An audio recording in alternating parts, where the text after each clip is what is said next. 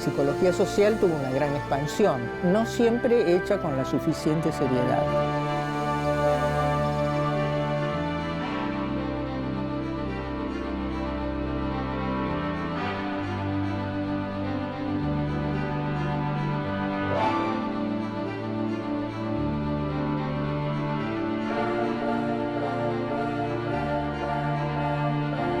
Mi identidad principal es de educador, pedagogo, docente.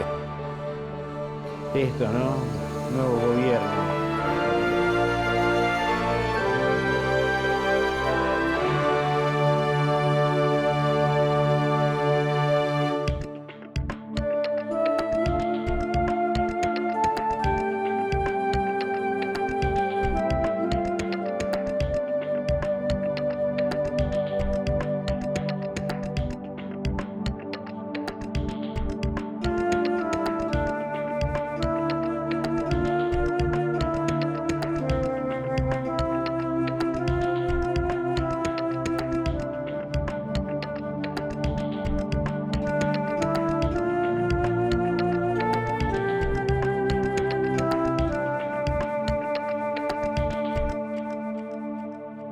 Opina el ministro de Bienestar Social. ¿De qué estrato provendrían? Perdóneme, no le interpreto. ¿De qué estrato social provendrían los adolescentes drogadictos? Hay de todos, pero lamentablemente yo diría que es más fácil que los haya entre el ambiente estudiantil que entre el ambiente trabajador. Normalmente el que trabaja está en procura de un ideal y demás. A veces el exceso de pensamiento puede motivar estas desviaciones. El exceso de pensamiento.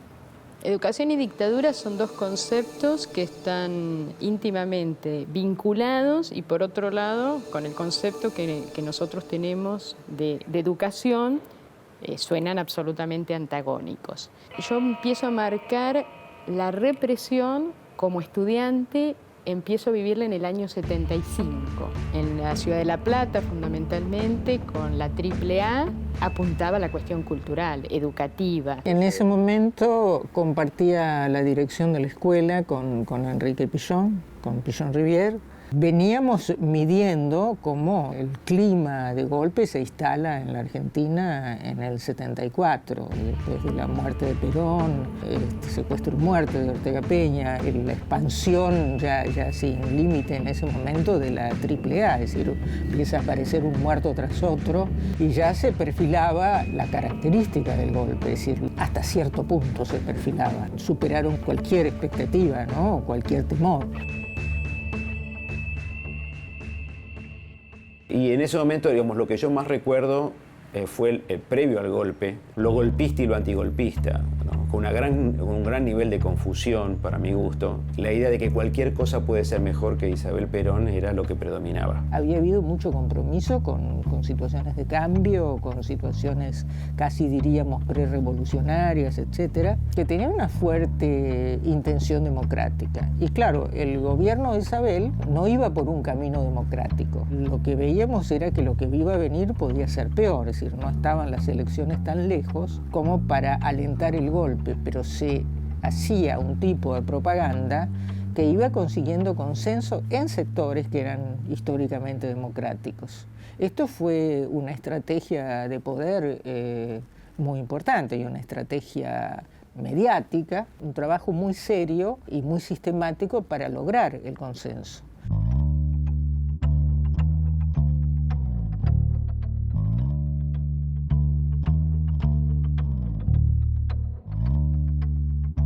Pillon y yo escribimos una carta que yo la leí a los alumnos, advirtiendo desde la psicología social, que permite entender cómo a través del rumor, como a través de los medios, como a través de los distintos mensajes y discursos, se va gestando opinión. Advertíamos en esa carta que eso se estaba dando entre nosotros y que era un riesgo entrar en ese juego porque en última instancia, en nombre de una necesidad de mayor democracia, se podía estar apoyando a un golpe que podía ser un golpe sangriento. Y yo en ese día no fui a la escuela, así que yo leí la carta, eso fue un miércoles creo, y el sábado en mi casa, en la casa de mi madre, reciben un llamado diciéndole que yo me tenía que ir del país, y que Pillón tenía que cerrar la escuela. Fue una situación de mucho miedo y de toma de decisión. Y decidimos yo no me quería ni me podía ir. Es decir, cuando uno siente que no se puede ir de un lugar, bueno, yo le decía a Enrique, ¿qué hago?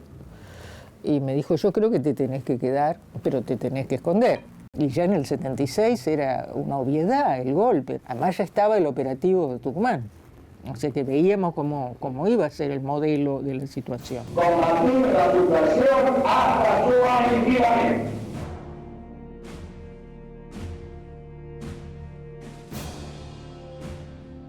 Yo venía en una posición antidictatorial, por lo tanto la posibilidad del golpe estaba prevista por mí. Ese mes de marzo, en donde se agudizaron todos los conflictos, yo sentí que empezaba una nueva etapa en un momento muy convulsionado. En el 76, para entrar a la escuela teníamos que presentar el documento, ¿no es cierto? Presentar el documento, cambiaron todos los profesores, cambiaron todos los preceptores, y eso uno lo vivía como una cosa terriblemente represiva, ¿no es cierto? Las clases se suspenden en el momento del golpe y cuando retomamos manifiesto mi preocupación, mi tristeza y algunos que estaban identificados con esta posición de que iba a ser un beneficio. Una maestra en particular me dijo, quédate tranquilo, esto es un golpe del sector progresista del ejército. Yo estuve en desacuerdo y lamentablemente el esposo de esa maestra es hoy uno de los desaparecidos en Argentina. Y fue el antes y el después, es decir, yo tuve una secundaria partida por la mitad. Unos primeros años de democracia, con mucha militancia dentro de la escuela, y los últimos años en la dictadura. Cuando murió Perón, yo estaba en la secundaria. Recuerdo ese día como un día de mucha gente llorando, de muchas compañeras llorando. Y cuando llegó la dictadura, muchas de esas compañeras que eran militantes, yo tenía compañeras que estaban con una cinta de montoneros durante la clase, en primero y segundo año. En tercer año esas compañeras no estaban. Paradójicamente, uno pensaba que la escuela era un lugar seguro. Cuando en determinados momentos llevaban a un compañero y por lo tanto no podía quedarse a dormir esa noche en la casa por seguridad, yo al otro día iba a la escuela, porque uno tenía el imaginario que en la escuela era como un lugar sagrado, que en la escuela no te iban a venir a detener. En las escuelas secundarias los profesores tenían lo que se llamaban circulares, que eran como tipos de reglamentaciones internas donde especificaban algunas cuestiones para poder identificar supuestos subversivos, alumnos subversivos adentro de las escuelas. Se usaba cierta terminología, se hablaba de ciertas cosas, bueno, eso servía como para señalarlo. Y de hecho estaban obligados a denunciarlo. Subversión en el ámbito educativo. Conozcamos a nuestro enemigo. El texto que llega en esta publicación a los docentes tiende pues a facilitar la comprensión del fenómeno subversivo que vive la Argentina de estos días, especialmente en el ámbito educativo. Al recorrer sus páginas se advertirá el afán de explicar en forma directa y clara los principales acontecimientos sucedidos y de brindar elementos de juicio sobre el accionar del marxismo. Las normativas eran más o menos cómo descubrir en su escuela al docente, y los rasgos del docente subversivo eran los rasgos del docente pensante, del docente que pregunta, del docente que da lugar a la duda, etc. Bueno, nosotros funcionamos siempre con un patrullero en la esquina. Lo que pasa es que uno ya tenía como un cierto callo frente a eso, ¿no? En el auto los paraban, les abrían los cuadernos, les leían lo que tenía escrito, es decir, no era que era una cosa sin riesgo, simplemente el cursar. Y sí hubo una vuelta, una visita del ACIDE ligado con la comisaría de la zona, que vino a buscar el listado completo del personal de la escuela. Y ahí sí, la dueña del instituto estuvo bien porque dudó, es decir, no le entregó el listado, y en esa tensión entre lo que le planteaba el personaje y lo que le planteaba yo, la dueña optó por hacerse cargo de mi argumento. En segundo año de la Escuela de Psicología Social, el grupo echó a un integrante que entendimos que era lo que se llamaba un filtro. que estaba haciendo inteligencia dentro del grupo. Y empezamos como a hostigarlo verbalmente hasta que no vino más. No siempre la persona que uno podía suponer que era un infiltrado, es decir, había personas que por ahí mostraban su disidencia. Pero después empezamos a pensar que muchas veces, porque uno lo experimentaba, había gente que hacía un discurso muy zafado, muy pasado, y que medio como te desafiaba, te pinchaba, ¿no? Como tirándote de la lengua, ¿no? Entonces ahí empezamos a darnos cuenta que posiblemente esos que parecían los de la gran bandera podían ser los infiltrados. Que lo que pasó en la escuela es que la escuela pudo darle contención a esa gente y acompañarse y hacer una red para sostenerse como grupo y como la gente que estaba allí. Pero vivíamos en una situación permanente de sobresalto y además había muchos rumores. El rumor se utilizó como una estrategia bélica, política, etcétera, ¿no?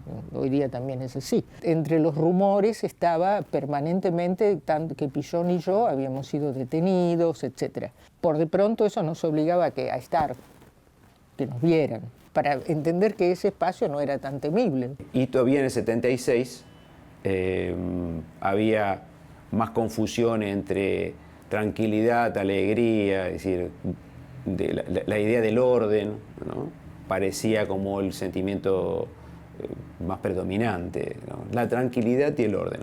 Una especie de silencio, una cosa de no se habla, no se discute, y eso para los estudiantes que veníamos con una gran actividad, con mucha libertad, como se vivía en esa escuela, se vivía con un alto grado de frustración, ¿no es cierto? Y eso a un joven le produce una rebeldía muy fuerte, ¿no? Entonces a eso uno se seguía rebelando.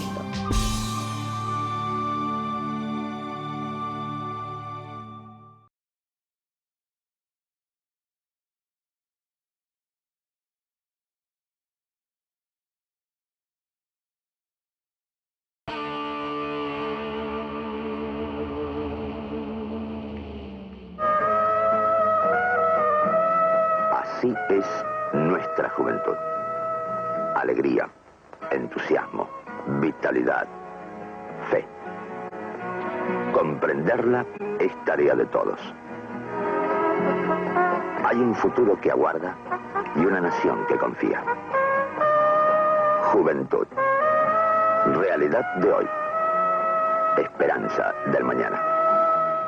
Bueno, en realidad lo que dice no es que está mal. El problema es que yo miraba la fecha y uno estaba en un centro clandestino y era joven yo. Lo que pasa es que no me comprendían mucho en ese momento. Entonces, digo, y lo terrible es que la sociedad creía esto, ¿no? Parte, por supuesto, parte eso. Y cómo lograron invisibilizar todo lo otro, ¿no? ¿Qué nos pasó como sociedad para que se haya logrado invisibilizar todo lo otro en tan poco tiempo? ¿Qué pasó con esos profesores que rápidamente adoptaron el discurso de la dictadura? O como en mi caso, faltamos 2 alumnas y nadie preguntó. Nadie preguntó. Como sabía que militábamos, que estábamos en política, nadie preguntó por qué dejamos de ir. Y dijeron, se la llevaron. Yo siento mi adolescencia partida en 2, ¿no? Como que algo se modificó. Yo no podía salir de noche, digamos, hubo un montón de cosas de rutina de un adolescente que se modificaron. Por vivir en un partido en La Matanza donde había mucha militancia fabril, también había una situación de mucho movimiento de policía, militares. Yo estaba a 2 cuadras del Distrito Militar San Martín, así que vivía en un barrio bastante complicado, digamos, sí. Sí, tenía miedo, pero creo que era consciente mi miedo, ¿eh? Miedo, el concepto de miedo lo tuve a posteriori cuando me di cuenta lo que había sucedido. Cuando aparecen más descarnadamente los relatos, cuando aparecen las historias. La gente tenía miedo, pero a la vez tenía mucha necesidad y se comprometía. Lo curioso de la escuela es que creció a lo largo de la dictadura año tras año, el número fue creciendo. Una de las estrategias que se habían empezado a a trabajar, y esa era una de las que nosotros habíamos detectado, era de un momento de mucha participación y de mucha posibilidad de lo grupal, empezar a demonizar lo grupal. Grupalidad era su versión. A la vez había un nivel de participación en grupos que la gente ansiaba tener. Entonces, nuestro espacio aparecía como un espacio de pensamiento libre y de posibilidad de grupalidad. La escuela fue un lugar donde contuvo durante la dictadura a mucha gente, a muchos pensadores, intelectuales, a gente que necesitaba un lugar para poder seguir hablando y resistiendo. Creo que buscábamos el modo, buscábamos la grieta.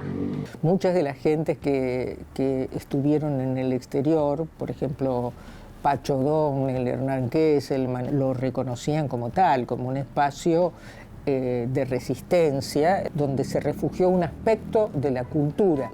Había muchos espacios de resistencia. Empezaban a aparecer los cuadros, la producción plástica, la poesía, lo escrito, lo publicado como se podía. Fueron momentos muy difíciles y donde uno tenía que medir cada paso a ver si lo podía dar o no. La cuestión intelectual es un bastión de resistencia. Porque cuando con el cuerpo uno no dominaba nada, lo único que te quedaba era la mente. Y eso lo sabían los militares, y eso lo sabían y por eso trataban de hacer todas las cuestiones, además de física, todas las cuestiones psicológicas.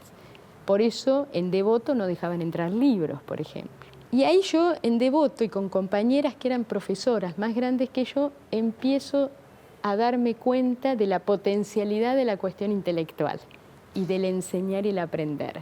Al haber estado inscripto en el sector, en el campo de los que estábamos en contra del golpe y denunciábamos, digamos, la gestación del golpe, post-golpe empieza la resistencia, ¿no? Y sí, por ahí publicábamos con seudónimo, pero seguíamos publicando en revistas de cultura. Éramos muchos los que poníamos adhesivos en el Mundial 78 denunciando la situación de los desaparecidos y los presos, en contra de aquel famoso Somos Derechos y Humanos. Todo eso sí tratábamos de sostenerlo, muchos no solos en las instituciones donde estábamos, sino en encuentros pedagógicos, en encuentros sindicales y demás que hacíamos, eso sí, digamos, en lugares como la iglesia metodista de Flores, que también fue, como tantos otros, lugares de encuentro de resistencia, ¿no? Uno no sentía solo miedo, sentía miedo, pero sentía compromiso, sentía obligación, sentía rabia y sentía odio por esa dictadura tan cruel. Y había una necesidad de resistir.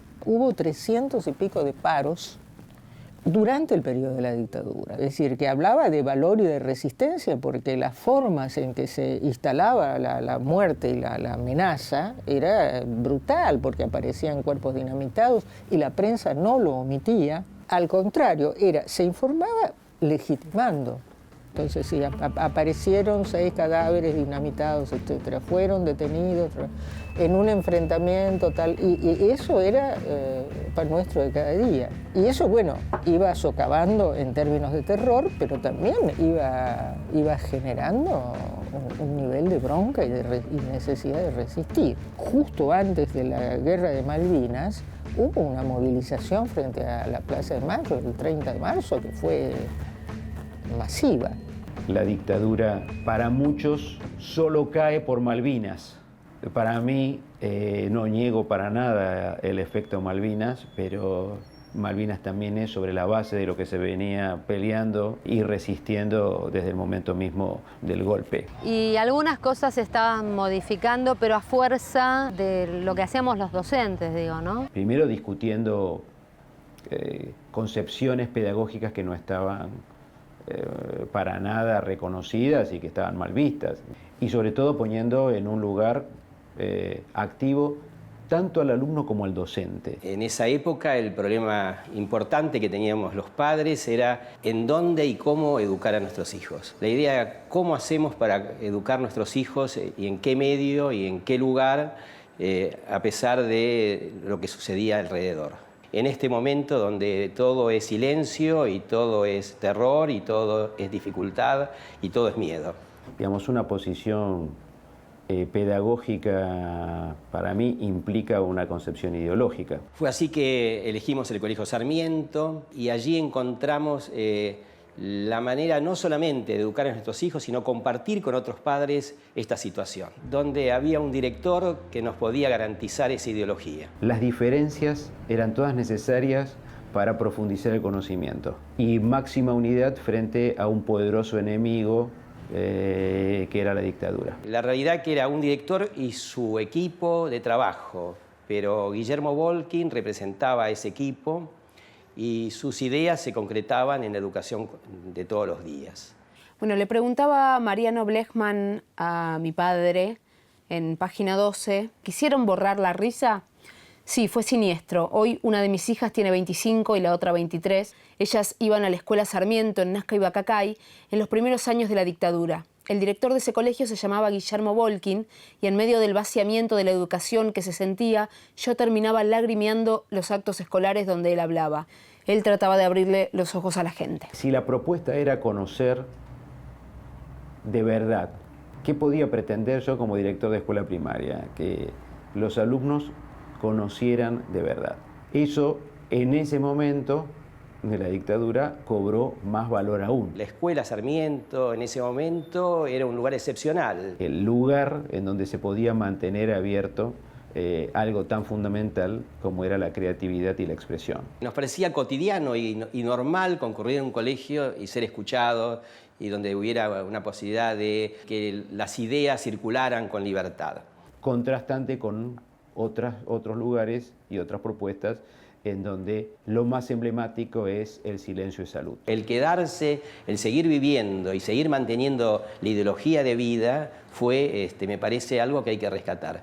Rescatar de aquellos que se quedaron, resistieron el pensamiento, resistieron la manera de vivir, pensaron en la posibilidad de que otro mundo era posible, que había otra manera que en algún momento podía llegar. O sea que la resistencia de grupos importantes dio frutos posteriormente a la salida de la democracia. Si yo, por mi actividad como psicóloga social, mantengo la tarea de docencia, estoy en la codirección de la Maestría de Psicología Social, Facultad de Psicología de la Universidad Nacional de Tucumán. Y estoy en el comité académico y soy docente de la Maestría de Salud Mental de la Universidad Nacional de Entre Ríos, lo cual no es ninguna garantía de salud mental, pero por lo menos es un intento de profundizarla y de conocerla más. Soy el rector del Instituto Secundario del Taller y profesor de materia de quinto año, en simultáneo con mi cargo en la Facultad de Filosofía y Letras, en didáctica general para los profesorados. En este momento soy la directora nacional de Derechos Humanos del Ministerio de Defensa. Recibí de profesora universitaria de matemática. Después hice una maestría en epistemología y metodología de las ciencias y me doctoré en bioingeniería. El privilegio de ser asesora del ministro de Educación, ocupándome de distintos temas, en particular el que más me conmueve y me emociona, estoy a cargo de las acciones de la implementación de la Asignación Universal por Hijo. Militando en derechos humanos, en todas las actividades que puedo colaborar para llevar justicia y charlas con los jóvenes y en particular soy miembro de la Comisión Provincial por la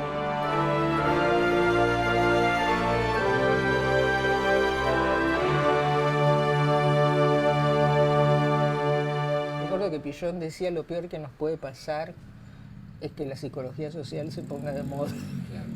Y algo de eso pasó y uno trata de mantener aquello que nos llevó a la resistencia, que fue el análisis crítico de la realidad. Las ideas que hoy se ponen en funcionamiento tienen que ver con una continuidad en el sentido de lo que fue la elaboración, experimentación y búsqueda de una propuesta pedagógica, pero estas ideas son resultado también de todo lo que aprendimos, buscamos, lloramos y peleamos en aquella época.